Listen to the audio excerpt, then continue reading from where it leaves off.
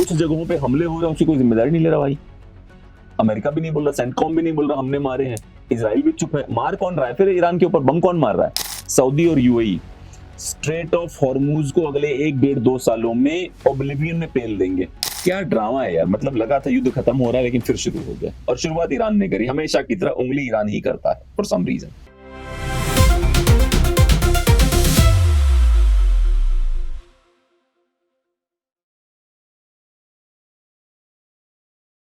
दोस्तों नमस्कार, आज के पॉडकास्ट में एक फिर से अमेरिका और ईरान के बीच में आग लग गई है।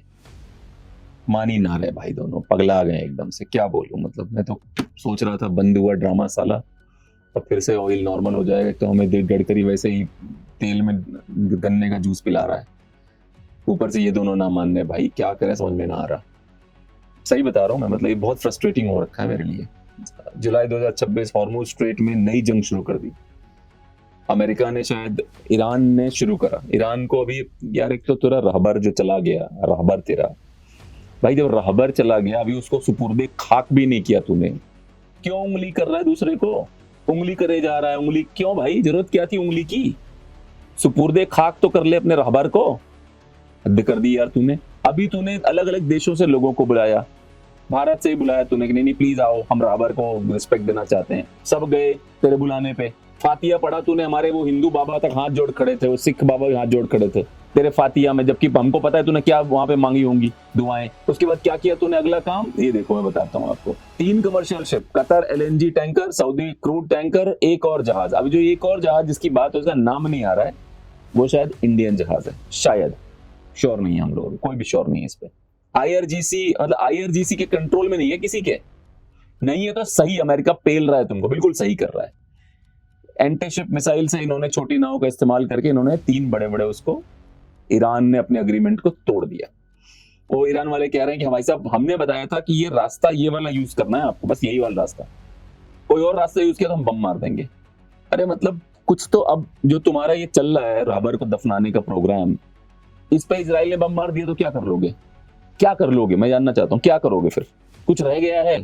अमेरिका इजराइल दोनों के पास न्यूक्स हैं, क्या उखाड़ लोगे तुम उनका? चाइना रशिया तुम्हारे युद्ध लड़ने से रहे, और मैं ये तुम्हारी दुश्मनी में नहीं बोल रहा हूँ, तुम्हारे साथ खड़े होकर बोल रहा हूँ तुम्हें ये बातें। रशिया चाइना घंटा लड़ रहे तुम्हारे साथ में यार। अब भाई साहब 14 प्लस लोग मारे गए, 78 लोग घायल हो गए हैं, जो जिन बोट्स पे निशाना बनाया गया था। उसके बाद यूएस ने रिटेलिएट कर दिया। अमेरिका का सेंट्रल ऑफ कमांड सेंटकॉम ने बताया है कि 80 और 90 से ज्यादा टारगेट्स पे पावरफुल एयर स्ट्राइक किए गए हैं। मुख्य टारगेट जो थे वो बंदर अब्बास था, सिरीक, बशर, चाबहार, जस्क और सदर्न पोर्ट सिटीज, और नेवल बेसिस पे हमला किया। एयर डिफेंस सिस्टम को तोड़ने की कोशिश की गई अमेरिका की तरफ से, कोस्टल रडार उड़ा दिए गए, एंटी शिप मिसाइल मारी गई है, IRGC के बोट्स को डुबा दिया गया है। ईरान खुद कह रहा है कि हमारे कई लोग मारे गए हैं और लगभग 80 लोग घायल हो गए। सिविलियन इलाके में वाटर फैसिलिटी पे भी असर पड़ा है। अमेरिका कहना है स्ट्राइक ईरान की शिपिंग थ्रेटन करने की क्षमता को कम करने के लिए थे। बात साफ है कि अमेरिका अब ये नहीं देखेगा कि सिविलियन जगह पे हमला हो रहा है। यहाँ तक कि एक रेलवे के ब्रिज पे भी हमला किया अमेरिका। ये वही रेलवे का ब्रिज है जहां पे सामान माल अभी भी रशिया और चाइना जाता था। ईरान ने रिटेलिएशन करके कुवैत और बहरीन, कतर में यूएस बेसिस पे मिसाइल ड्रोन से हमले कर दिए हैं। इससे कुछ नहीं होगा। तुम जो कुवैत और कतर पे हमले करोगे, उससे कतर का और कुवैत का तो नहीं पता, क्या पता तुम्हारे बेड में सोते हो तुम्हारे साथ दोनों।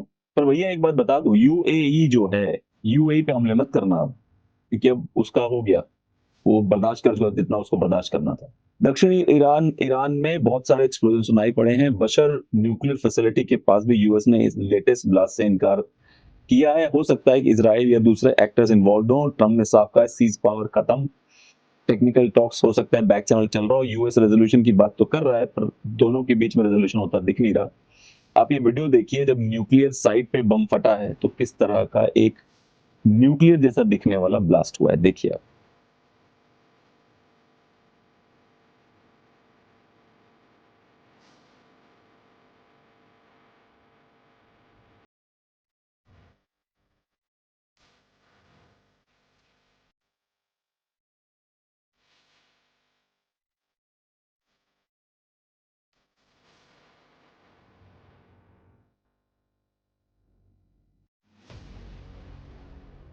हॉर्मूज जो है, ये जो स्ट्रेट ऑफ हॉर्मूज है, ये अभी अभी भी इसकी थोड़ी बहुत इंपॉर्टेंस है, अभी इंपॉर्टेंस लेकिन याद रखिएगा, सऊदी और कतर, कतर छोड़िए, सऊदी और यूएई, स्ट्रेट ऑफ हॉर्मूज को अगले 1-1.5-2 सालों में ओब्लिवियन में पेल देंगे।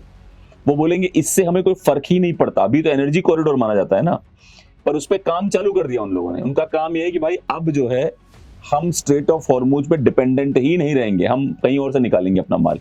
ईरान के हमलों के बाद शिपिंग ट्रैफिक पे बहुत तेजी से कटौती हुई है, सब नीचे चले गए हैं, ऑयल के प्राइसेस बढ़ गए हैं। अमेरिका ने कहा है उन्होंने मई से अब तक 800 प्लस मर्चेंट शिप्स और 380 बिलियन बैरल क्रूड ऑयल को सेफ पैसेज दिया है, अमेरिका का ये कहना है। तो मेरा वही हमेशा से मानना है कि क्या ड्रामा है यार, मतलब लगा था युद्ध खत्म हो रहा है लेकिन फिर शुरू हो गया, और शुरुआत ईरान ने करी, हमेशा की तरह उंगली ईरान ही करता है फॉर सम रीजन। मतलब आप ये चाहते हो हम आपका साइड लें, अरे क्या साइड लें आपका यार, आप हमारे जहाजों पर हमला कर दे रहे हो, हम आपकी साइड कैसे लेंगे बताओ। ये कोई बहुत बड़ा गेम चालू हो गया है। ट्रंप चाहता है तेल अगर बिके मार्केट में तो वो अमेरिकन बिके, ईरानी ना बिके। ट्रंप का तो टारगेट यूएई, कतर और बहरीन में है बाय द वे। उनको लगता है हमारा तेल अगर बिकेगा तो अमेरिकन बिकेगा, बात खत्म। ट्रंप के फंडे बहुत क्लियर हैं। पर ईरान तुम उसके जाल में फंसते ही क्यों हो भाई? तुमने उसको एमओयू साइन कर दिया कि हम शांति रखना चाहते हैं, अभी तुम्हारा रहबर सुपुर्दे खाक भी नहीं हुआ, तब भी तुम यार लड़े जा रहे हो, हमले करे जा रहे हो। और अगर आईआरजीसी तुम्हारी सरकार के कंट्रोल में नहीं है, राष्ट्रपति कोई नहीं सुन रहा, वो एक विदेश मंत्री जो ऐसे बात करता है ऐसा लगता है नया खमनी वही है, एक विदेश मंत्री ईरान का। अरे भाई मतलब न राष्ट्रपति की चल रही है, विदेश मंत्री अपनी अलग बकचोदी काट रहा है। आईआरजीसी कमांडर ने आज इजराइल को धमकी दे डाली, आप ये वीडियो देखिए। صهیونیست‌ها هنگام فرار از فرودگاه بنگوریون واقعیت شرایط وخیم و اسفناک رژیم ناتوان را نشان می‌دهد. لحظه به لحظه عرصه بر شما تنگتر و تنگتر خواهد شد و فرار به پناهگاه‌های تنگ و تاریک بیش از این عادتتان خواهد شد. خون در رگ‌های ما جریان تازه‌ای پیدا کرده برای نبرد با متجاوزین به خاک. मतलब कुछ भी धमकी दे रहे हो यार, कुछ भी बोले जा रहे हो। अच्छा मुझे एक बात बताओ कि तुम धमकी दे दी तुमने, है ना, क्या कर पाओगे तुम ये बताओ। तुम कह रहे हो इजराइल को घुटनों पे लाएंगे, मतलब क्या है, छोटा बच्चा इजराइल घुटनों पे आ जाएगा?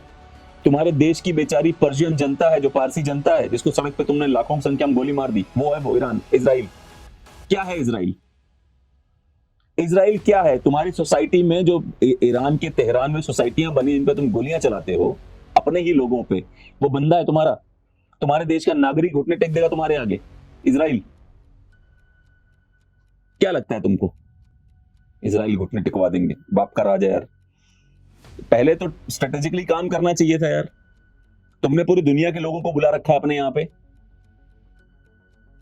तुम्हारा जितना आईआरजीसी सन की है उतना ही इजराइल के सन की जनरल ने पेल दिया, तो उसी में क्या कर लोगे तुम? फिर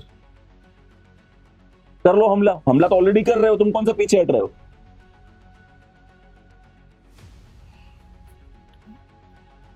भारत को थोड़ी सी प्रॉब्लम होने वाली है क्योंकि आपको पता ही है भारत में तेल की क्राइसिस बढ़ेगी।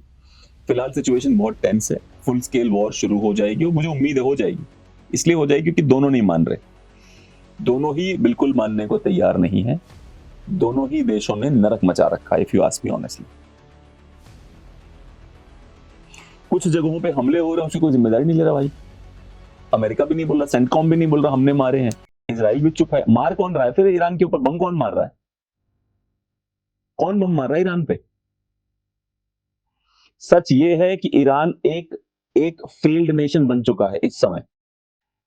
आईआरजीसी अपने अलग राग अलाप रहा है, विदेश मंत्री ऐसे बिहेव कर रहा है कि मैं नया खमनई हूं, जिसको मुजाफा कोई बंदा है उसको खमनई बनाया गया, उसका अता पता नहीं वो कहां है। और बॉटम लाइन क्या है? बॉटम लाइन ये है कि अमेरिका और भी चीजों को ढूंढ ढूंढ के टारगेट कर रहा है, क्योंकि कहीं ना कहीं अमेरिका को फील हो गया है कि रशिया चाइना आउट है, तो अमेरिका दोबारा से लग गया है। मुझे उम्मीद है कि थोड़े बुद्धिमान लोग दोनों साइड में होंगे जो चीज सिचुएशन को कंट्रोल करेंगे ताकि इस बात का समाधान निकले। और मैं जरूर चाहूंगा स्पेशली यूएई से कि यार हमारे किंग हमदान साहब इसको ना प्रॉब्लम सॉल्व करो, हॉर्मोज स्ट्रेट को ना वो बनने ही मत दो कि कोई भी ब्लॉक करके बैठ जाए। आज के लिए इतना ही, धन्यवाद।